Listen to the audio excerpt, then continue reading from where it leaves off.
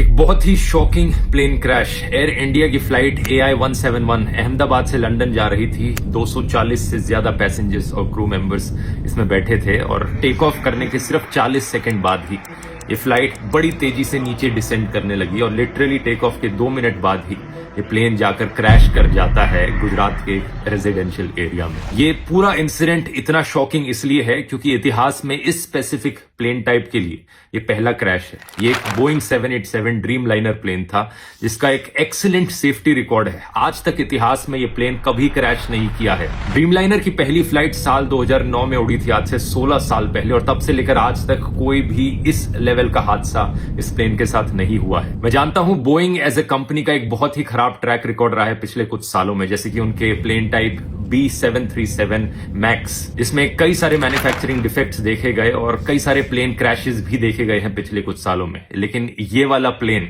वो नहीं था। इस प्लेन का स्पेसिफिक कोड नंबर VTANB था, जिसे आप इंटरनेट पर जाकर सर्च करोगे तो सारा डेटा मिल जाएगा। ये 11 साल पुराना प्लेन था, कोई ज्यादा पुराना प्लेन नहीं था। ड्रीम लाइनर्स का लाइफ स्पैन 20 से 30 साल तक का होता है। जो पायलट इस प्लेन को उड़ा रहे थे, कैप्टन सुमित सबरवाल, उनका खुद का भी 8200 फ्लाइट आवर्स का फ्लाइट एक्सपीरियंस था, जो कि बहुत अच्छा होता है। तो पायलट भी इनएक्सपीरियंस नहीं थे। अगला सवाल आपके दिमाग में आएगा कि क्या वेदर खराब था? ऐसा भी नहीं था। 1:30 बजे दोपहर के ये क्रैश हुआ। वेदर कंडीशंस अगर देखी जाए तो लगभग 40 डिग्री सेल्सियस के आसपास का तापमान था। कोई ज्यादा तेज हवाएं नहीं चल रही थी। विजिबिलिटी जो थी बहुत ही अच्छी थी, 6 किलोमीटर से ज्यादा की विजिबिलिटी। तो ऐसे में सवाल उठता है कि यहां प्रॉब्लम कहां पर हुई। इसका असली जवाब हमें जल्द ही पता लगेगा। अभी प्लेन के ब्लैक बॉक्स से इंफॉर्मेशन को रिट्रीव किया जा रहा है, लेकिन मोस्ट लाइकली ये पूरा हादसा एक बहुत ही भयंकर टेक्निकल फेलियर का लग रहा है। क्या यहां पर कोई इंजन फेलियर हुआ है मेंटेनेंस फेलियर की वजह से? इसका असली जवाब तो हमें तभी पता लगेगा जब ब्लैक बॉक्स को रिट्रीव करके